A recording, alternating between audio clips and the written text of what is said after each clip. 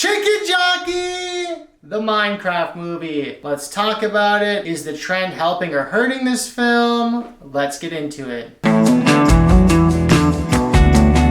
We don't need to do much of explaining why this movie was made. There's a big love for Minecraft, and clearly we needed a movie. This movie was directed by Jared Hess. Written by Chris Bowman, Hubble Palmer, Neil Widener, Gavin James, and Chris Galetta. Story by Allison Schroeder, Bowman, and Palmer. Let's be honest, this movie was clearly made because the children, they yearn for the mines. I yearn for the mines, okay? I remember playing this with my little brother like 10 plus years ago. And even during the pandemic, I got back into this game just because it was a lot of fun. And let's be real, like 4 or 5 months ago, I also got back into it just because that's it. I yearn for the mines, no big deal. The mines, I yearn for them. Trust me, we're gonna get into Chicken Jockey here in a second and what my thoughts are on this trend. This movie stars Jack Black, Jason Momoa, Daniel Brooks, Emma Myers, Sebastian Hansen. I'd like to say I was pleasantly surprised by the one and only love of my life, Jennifer Coolidge. Honestly,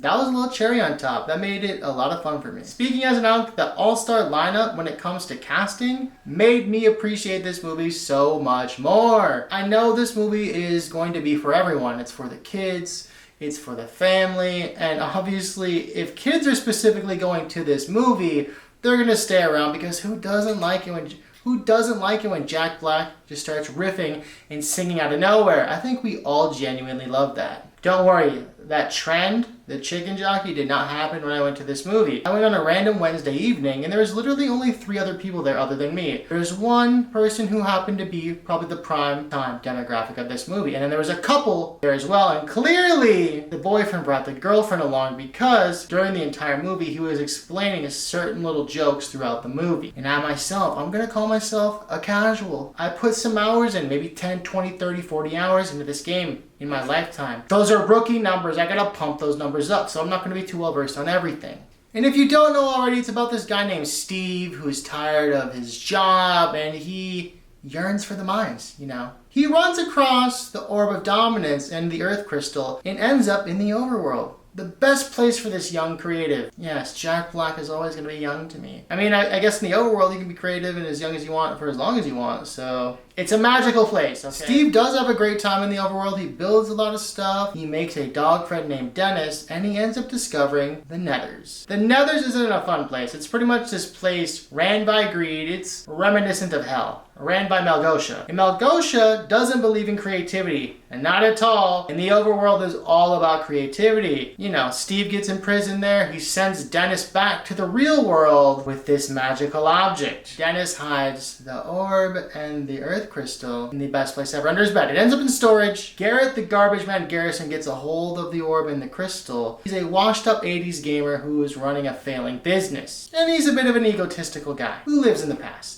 Meanwhile, Dawn, the real estate agent, is introducing Henry and Natalie to Chugless. You know, it's a bit of a sad story. I'll let you kind of watch the movie to figure out why a sister's taking care of her younger brother in a new town. And through a random series of events, Dawn, Henry, Natalie, and the garbage man end up in the overworld. Once they get there, they find out they have to find their way back to the real world by running through the entire overworld, seeing all of the fun, dangerous, and overall just cool places in this entire world where you can create and craft anything you want. Now let's get to the trend. Let's just talk about this. I think the trend is fucking stupid. As a person who loves going to the movie theaters, don't be bringing live chickens in there, bruh. How about you bring some Raising Cane's and some KFC or some Popeyes? You know what? Or even get a little rotisserie chicken action going on. Bring some of that in there. Share with people, okay? Share with people. Nobody wants a live chicken. I like my chicken cooked, I like it crispy, and I like it fried ideally. So please don't be bringing in live chickens. It's crazy. You don't need to bring in a live chicken. All jokes aside, it is extremely unnecessary to be throwing a bunch of shit in the movie theaters too. My local AMC is my sanctuary, and I don't want to be fucking sitting there being kicked out of my movie because a bunch of kids want to do a viral trend. But the viral trend is part of the reason why I went to go see the movie in the first place. I'm like, this is going to be a cool film, and also it crushed the box office, so that was another reason why I wanted to go see it as well. Why not get excited when Chicken Jockey comes out? But do y'all gotta throw that popcorn, bro? Do y'all know how much the popcorn be costing at these movie theaters? It's $10. And not everybody's getting that good popcorn. Sometimes it's a little old. Sometimes this popcorn has kernels in it. And you're spending $10 on that, dude? I get it, it's all for a trend. Back in my day, people would do it for the vine. You do not need to trash your place. This is coming from Super Duper Unk Josh.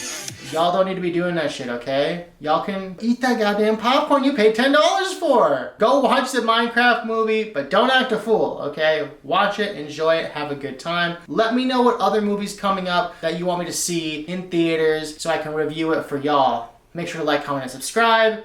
And until next time.